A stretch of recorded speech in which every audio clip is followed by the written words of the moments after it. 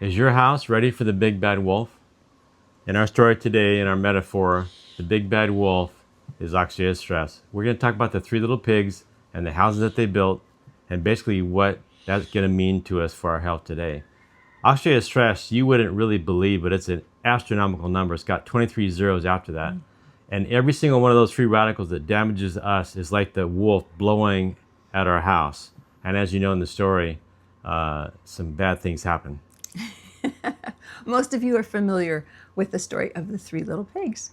And you remember they had each built their own house. So one built a house of sticks, one built a house of straw, back up first, the straw one, and then the sticks, and then the bricks. So with each successive house, there was strength added. And when you think of how we're building our own cellular houses, we have the capacity to either build with straw, build with sticks, or build with bricks. So as a dietitian, I like to think of building with straw, like eating fast food or highly processed foods, the quick foods, because we're all so busy these days. And the house with sticks, maybe you include some home cooked meals with some good whole or organic ingredients. And then it's kind of a mix there. The strength still isn't quite there, but the brick house, you're very careful, knowing that everything that you put into your body, every lifestyle habit that you have, is going to have an effect on whether it's straw, sticks, or bricks. Well, it's either maintaining, building up, or tearing it down. We call that aging. So most of us, when we're born, are born with a house of bricks, barring some unforeseen circumstance, maybe a genetic weak link where the person has, a genetic history of some sort of an illness, and that's, they're born with that. Or potentially they're hit with some sort of toxin early on that actually damages their cellular structure. So most of us having that brick house, there's this, what we call age-related oxidative stress, where all of those oxidative free radicals hit our cells and they cause damage. And it's kind of like, well, here in the tropics, if you key the side of a car, that oxygen's going to hit that scratch mark and create rust. Well, it's kind of the same way. When we are young, we have that brick house, we actually have the ability to make endogenous enzymes in our cells that actually fight off the wolf blowing us, basically free radical damage. The wolf is blowing every day.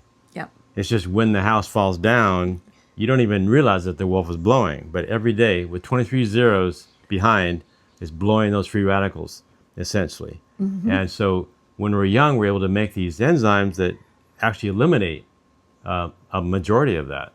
As we get older, we make less and less and less of those enzymes. Yes, unfortunately. But with a healthy lifestyle, we can turn the clock back to a certain degree. But what we have in our cells, we have a genetic code. And sometimes that genetic code gets altered. So what we want to do is we want to go switch that genetic code back to its healthy function. The thing that really got me interested in health in the first place was I was 15, a freshman in high school. I thought it was God's gift to athleticism. And we had this ancient teacher, he was 30, and he was our PE teacher. And he decided that we were going to start running 5 miles. And so every Friday, for a gym class, we'd run 5 miles. Well, months into that, we were out for our run. We're about a mile from school. And he says to us, well, I got something to do at the gym. I'll run back before you guys can actually get there and meet me at the gym. And we looked at each other going, yeah, right. He's never going to beat us, right? He just took off. We couldn't catch him. And I made up my mind right then, I want to be that way. I want to be ageless in a sense, as long as I can. And that age doesn't have to dictate our health. A lot of times we think, oh, these are just diseases of old age. No, these are diseases of lifestyle choices that we've made over the years, and that changing some of those choices can help us make a difference. When I turned 30, I think I did my first triathlon, and I came in ninth overall. A guy at 53 went by me on the bike like I was just sitting still. Now, I hadn't trained the bike very much. I was a really good swimmer. But anyway, and I said to myself, well, I'll pass him on the run. Well, I caught him, but I couldn't pass him. So a group of us came in. He was third, I was ninth. And they interviewed him afterwards, and he had basically been a high school jock, athlete, really healthy. But then as he went to work after school and just life happens, he left a lot of those principles that he lived by. And his cardiologist friend said, you better get out, back, start exercising again, or you're going to have a heart attack and die. And so that's that wolf in a sense. It's slow, insidious, every single day, free radicals, damaging your blood vessels, damaging your cells, damaging your body. And he didn't realize it was happening, like it was. Anyway, he changed his life in just a few years. And that's what we want for you. We want, maybe you're there in that place and you want something to actually, I need a change in my life.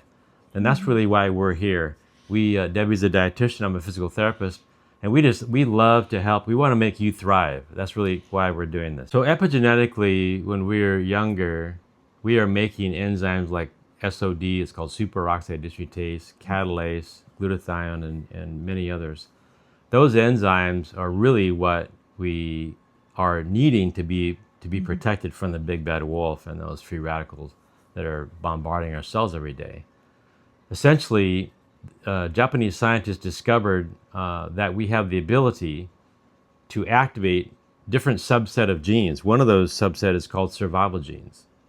About 200 to 600 genes actually that kind of in that category. And those genes are responsible for the amount of activation that those different genes are going to be coded for to make SOD and glutathione and catalase. And so when you're younger, it's really, really good. But as we age, those free radicals damage the way our genes express themselves. And so let's say the gene that makes SOD is now making less and less and less over time. Well, they call that an age-related decline of SOD, which when superoxide dismutase was discovered, he realized that there was a definite age-related decrease of that enzyme. And he knew that if he could turn back that clock to where the body was making enough superoxide dismutase, along with the other anti-aging, enzymes and things that are in the body, that he could reverse aging. I was talking to a pharmacist a while back, and he was saying, Rusty, so if you look on PubMed, it's like the library of medicine in the internet world where they put published science there. He says, look up three things. Look up SOD, glutathione, and oxidative stress. There are thousands of studies on each of these subjects showing it's related to all these different diseases. And he said, we really have nothing in medicine, pharmaceutical synthetic medicine, to address those issues. We have the ability now to nutrigenomically activate through the Nrf2 pathway the ability to make antioxidant enzymes, antifibrotic enzymes, and anti-inflammatory enzymes naturally, like your body was designed to make in the first place. Absolutely.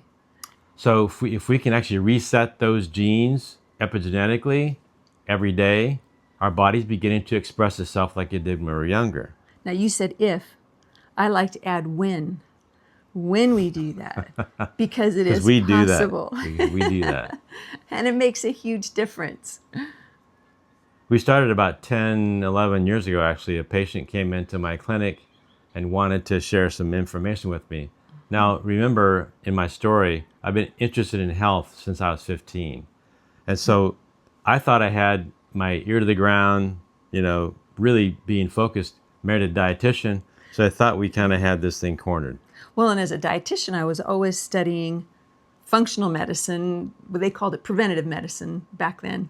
Now they call it functional medicine, which basically isn't content to just put a Band-Aid over a symptom, but to actually get to the root cause of the disease, to be able to eliminate that root cause and then regain the health of the person. One of the things that happens with increasing oxidative stress is actually it damages the mitochondria. And mitochondria, if you remember from high school biology, is where all your energy comes from. Without energy, what happens when the power goes down in your house? A lot changes. A lot changes. You get out all the hand stuff that you can do by hand, maybe. We can't run our fans, we can't run our phones, we can't run our TVs, can't run our sometimes stoves. I mean, there's a lot that happens. So when you have very little mitochondria function, and it's surprising, there was a physician that I know, and he treats average healthy people in a sense. He doesn't treat people who are sick. He treats people who want to prevent disease from happening. So he routinely tests their mitochondrial function. These are people from 20 to 30. What he found was surprising was many of those were actually low function mitochondria, and they had no idea. That's because this insidious big bad wolf blowing every day, 23 zeros of free radicals. There's no way you can address that with a direct antioxidant. What's the most powerful direct antioxidant you know of? It probably doesn't get rid of 2 million free radicals. Well, a molecule of SOD, superoxide dismutase, can eliminate 1 million per second, every second. Those molecules last for weeks. There's 186,000 seconds in a day. One molecule of SOD is 186,000 million. Well, and then not to mention how many cells. Right, exactly. So there's no way you can actually keep up with this with a direct antioxidant. And you don't. When you're younger, you're not taking antioxidants. But your endogenous enzyme production is keeping up with that issue. And unfortunately, because of the world that we live in, the onslaught of oxidative stress, toxins, things like that, is increasing. And it can be increased with diet and lifestyle choices, but exposure to toxins that are in our environment and different things. So it's truly imperative that we actually, if we want to be healthy and we want to thrive instead of just survive. I mean, I don't know about you, but I don't want to be sitting on a couch when I'm 80, being able to do nothing. I want to be active and vibrant and healthy with a clear mind. And I know that I have to do something today to make that happen. So we have very healthy life practices. We focus on our sleep, plenty of sunshine, fresh air, exercise, temperance, healthy eating. We don't do GMOs. We don't do much processed food. And so when we added activation, we're activating our Nrf2 pathway, our Nrf1 pathway, which is for mitochondrial biogenesis. And we're also able to activate our NAD synthesis. In a sense, we're able to turn on the genes that recycle NAD. Those three things, those three pathways working together have really exploded our health and way beyond what we ever thought was possible. It's very exciting. I know that my health is totally different from when I was a child, and I am so grateful that someone shared activation with us. It's been a game changer for my health. And, you know, as a dietitian, clients, friends, people that I share this with, I have watched so many lives change for the better. And it's just super exciting to be able to be part of that. We're looking forward to changing your life. Absolutely. So hit that like button. Make sure you subscribe so you don't miss any episodes. We want to see you thrive, and we look forward to next time. We'll put a link to our activators down in the description below. Aloha. Aloha.